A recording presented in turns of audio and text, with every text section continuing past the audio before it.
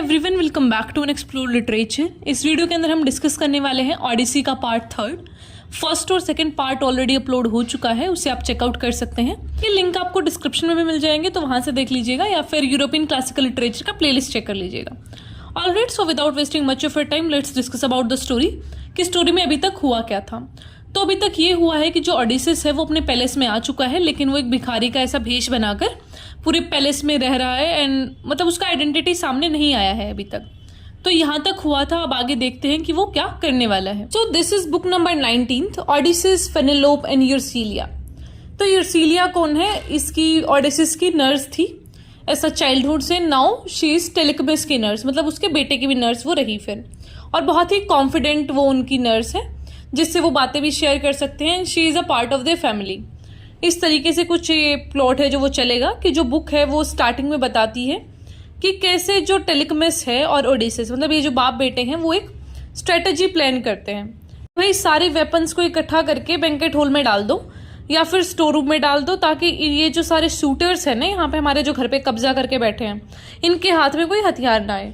तो अभी ये क्या प्लानिंग कर रहे हैं कि सारे हथियारों को हम एक साइड में ऐसा रोक देंगे जहां से हमें सीधा एक्सेस हो पाए उन चीजों का, और फिर इनसे हम सीधा लड़ेंगे। कि किसी भी शूटर को ये तो पता नहीं है कि ओडिसिस आ चुका है अपने यहाँ पे इथाका में, तो वो सारे उस बैगर को तो बस ऐसा ही नॉर्मली सा ट्रीट कर रहे हैं कि ठीक है एक बैगर ही तो है, तो उससे उनको कोई खतरा नहीं दिख रहा। लेकिन एक्चुअल में वो बैगर कौन है? ओडिसिस है, जिससे उनको मेन खतरा होने वाला है और वो उनको ऐसा पीट पीट के निकालेगा फिर बाहर। फिर बताया गया है कि कैसे फेनेलोप और ओडिसिस की बात हो रही है। अब ओडिसिस तो एक बैगर के भेष में है, तो फेनेलोप उसको नहीं पहचान रही, तो उससे पूछती है कि तुम्हारी बैक स्टोरी क्या है, तुम कैसे आए यहाँ पे। तो यहाँ पे फिर वो स्टोरी फ्रेम करने की कोशिश करता है ओडिसिस, जो कि एक भिखारी के भेष में है, कि भाई मैं ना 19 साल पहले मिला था इससे, ओडिसिस से। फिर ऐसे उसका डिस्क्रिप्शन वगैरह देता है कुछ। तो जब इंसान को बहुत सारी डिटेल मिल जाए तो विश्वास करना शुरू कर देता है। अगर आपको किसी भी चीज को, एक गलत चीज को भी सही प्रूव करना है, तो बस क्या करो, थोड़े यहाँ वहां से एविडेंसेस को तरोड़ मरोड़ के ऐसा पेश कर दो and then you will prove that thing right.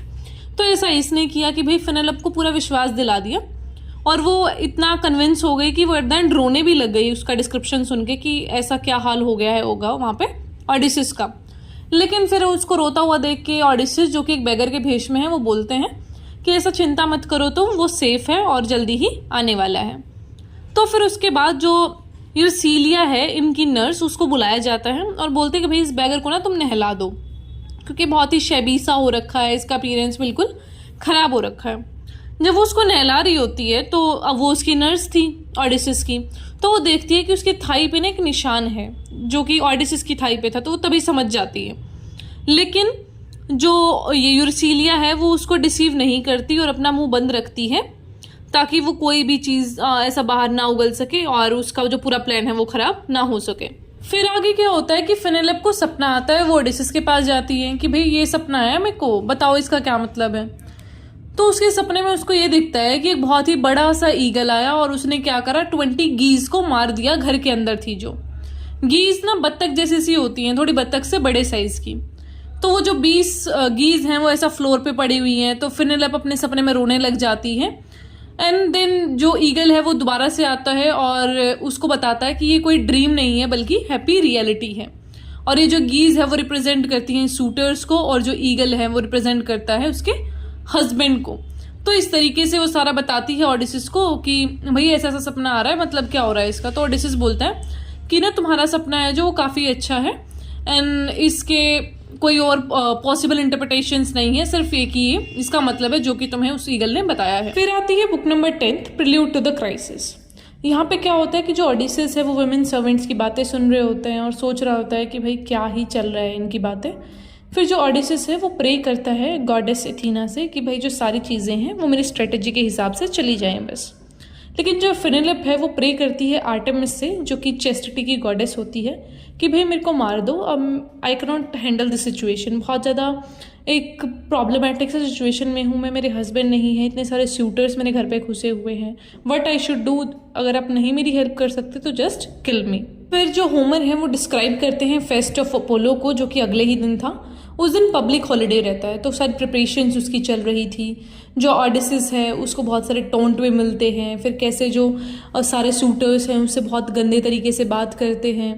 लेकिन एक तरीके से जो टेलिकमेस हैं वो डिस्कस कर रहा होता अपने फादर के साथ कि भाई हमें कैसे उस प्लान को लेके चलना है। एंड इसी मोमेंट पे एक बर्ड ऑफ ओमेन अपीयर होता है ऑन देयर लेफ्ट। तो फिर वो थोड़ा सपने वाला सा हिंट मिलता है कि भाई ये तो एविल सा है, सिंपल होता ना कि कुछ बर्ड उड़ता है तो हमारे बड़े बूढ़े लोग बोलते हैं कि कुछ बुरा होने वाला है। तो ऐसे यहाँ पे एक बर्ड आता है जिससे सब लोग इंटरप्रेट करते हैं कि this is a very omen spirit. क्या होता है यहाँ पे टेलेकमिस का और ओडिसिस का तो अपना प्लान चल ही रहा है। ये सारे सूटर्स भी मिलके प्लान बना रहे हैं टेलेकमिस को मारने का। लेकिन जैसे ही उनको वो इविल जो बर्ड दिखता है तो वो सोचते हैं कि भाई अगर हमने आज ये करा तो शायद कुछ ज़्यादा बुरा हो जाएगा, तो वो अपने प्लान को ऐसा विड्रॉ कर लेते हैं। अब ग्रैंड फेस्ट चल रहा है वहाँ पे। ग्रैंड फेस्ट का मतलब होता है ऐसे बहुत बड़े लेवल पे भोज, ठीक है, वो चल रहा है। तो अब ये रहता है कि जो टेलेकमिस है इन सबको बोलता है कि देखो आज ग्रैंड फेस्ट है, अपोलो का फेस्टिवल है, तो हम सबको नहीं लड़ना चाहिए और कोई भी वायलेंस यहाँ पे नहीं होना चाहिए। इतने में बहुत ही गंदे गंदे रिमार्क्स ये लोग देते हैं शूटर्स, और टेलेकमिस को बोलते हैं कि जाओ अपनी मम्मी को बोलो कि हम में से कोई एक हस्बैंड चुन ले इस बड़े से ओकेजन पर। फिर नेक्स्ट बुक है बुक नंबर 21 द ग्रेट बो।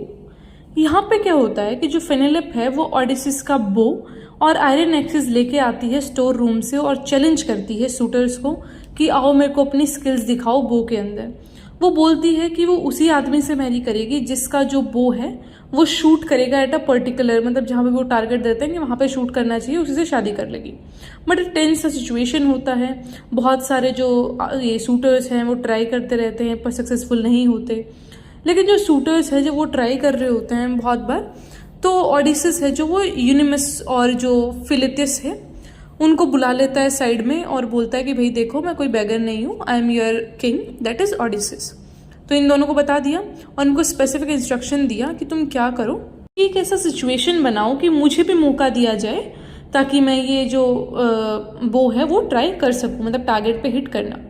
तो जो शूटर्स हैं वो फेल हो जाते हैं इस चीज़ में और बार बार ऐसे बोलते रहते हैं कि भाई हम ट्राई करते हैं, लेकिन due to the fact that कि जो वो दिन था that belong to archer god, जो अपोलो है वो एक आर्चर गॉड है, तो इसलिए अब ये लोग तो हार गए थे। अब ओडिसिस है जो उसको मौका दिया जाता है कि भाई कोई बात नहीं, इसको मौका दे देते हैं, देखते हैं कि ये क्या है, अगर क्लियर कर पाता है नहीं। तो फेनेलिप बोलती है अगर ये अच्छे से कर पाता है तो मैं इसको गिफ्ट दे दूंगी, नए कपड़े दे दूंगी और वेपन दे दूंगी ताकि वो अपने घर ले जा सके। अब शादी तो नहीं कर सकती मैं उससे।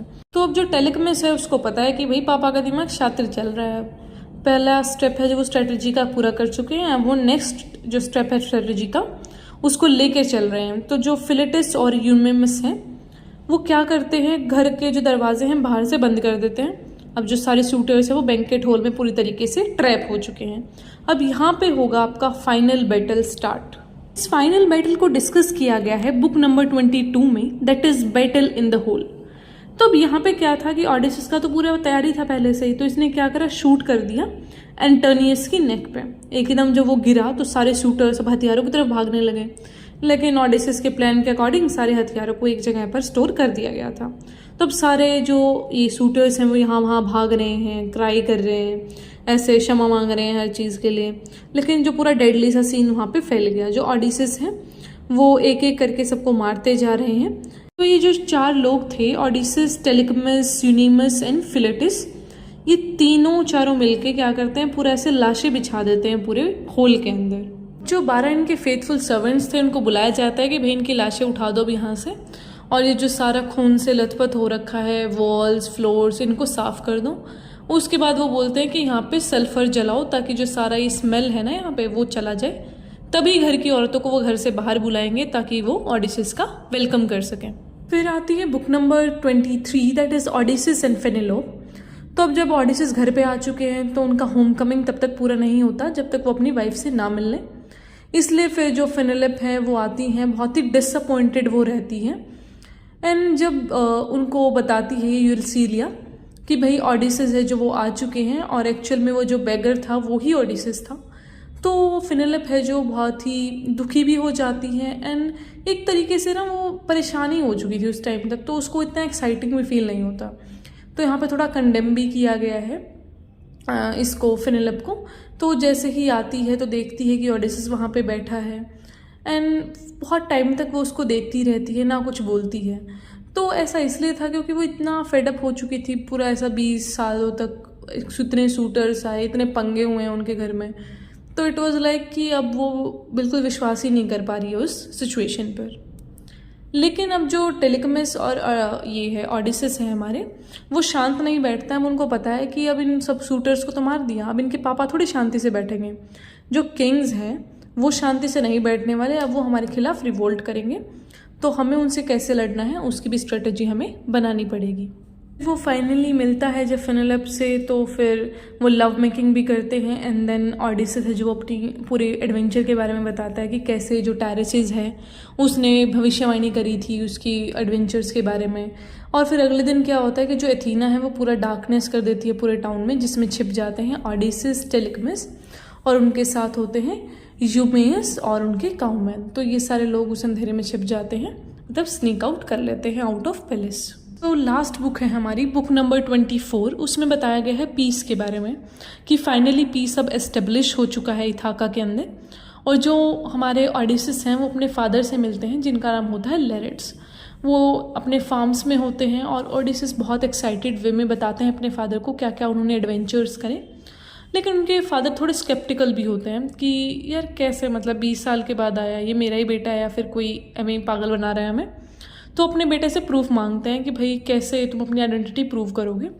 तो ओडिसिस उनको अपने ऐसा निशान विशान दिखाते हैं कि देखो मेरे बचपन के निशान एंड ऑल, मतलब जैसे भी वो प्रूव कर देते हैं। तो एट द एंड यही बताया गया है कि जो बेड है वो सीक्रेट टोकन था फेनेलोप और ओडिसिस के बीच, वहीं जो ट्रीज़ हैं वो सीक्रेट टोकन्स हैं फादर और सन के बीच। इसी के साथ ये बुक कंप्लीट होती है, लेकिन हम थोड़े से इम्पॉर्टेंट नोट्स जानेंगे इस बुक के बारे में। ये जो ओडिसिस है वो पोएम है पीस और सोशल ऑर्डर की, और इलियड है वॉर की पोएम, जहाँ पे वॉर डिस्क्राइब किया है, डिसऑर्डर डिस्क्राइब किया है। जो लार्जेस्ट थीम है पोएम के अंदर वो बताता है कि कैसे जो ब्रूट वायलेंस है उसको काबू में करा जा सकता है by force of intellect and reason. और बहुत ही क्वाइट सी एंडिंग हुई है इसकी। और एक जो गोड्स का आना बार बार, फिर उसमें वायलेंस को थोड़ा ऐसा ख़त्म करना, उनकी हेल्प करना, तो ये सारी चीज़ें बहुत ही कॉमन थी इस पोएम के अंदर।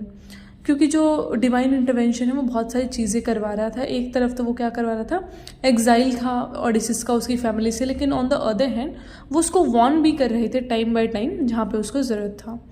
और एक जो क्लासिकल एपिक्स रहता है जहाँ पे हम बात करते हैं सोशल ऑर्डर की, सिविलाइजेशन की, तो वो सारी चीज़ें बहुत ज़्यादा अच्छे से बताई हैं होमर ने इस पोएम के अंदर। और ओडिसिस का जो एंड है वो होता है सिविलाइज्ड लाइफ के साथ, कि कैसे पूरा जो शांति है वो फैल गया था पूरे किंगडम में, and now people of Ithaca are living happily. तो इसी के साथ ये जो पूरा एपिक पोएम है आपका कंप्लीट होता है। आई होप आपको समझ आया होगा। फिर भी कोई क्वेश्चन है उससे आप मेरे से पूछ सकते हैं, टेलीग्राम, इंस्टाग्राम, ईमेल, जहाँ पे भी। Alright, so I meet in the next video. Till then take care, stay happy, stay healthy, and don't forget to subscribe the channel. We are very near to 4K subscribers. Alright, and also don't forget to type the topics जिस पे भी आपको video चाहिए।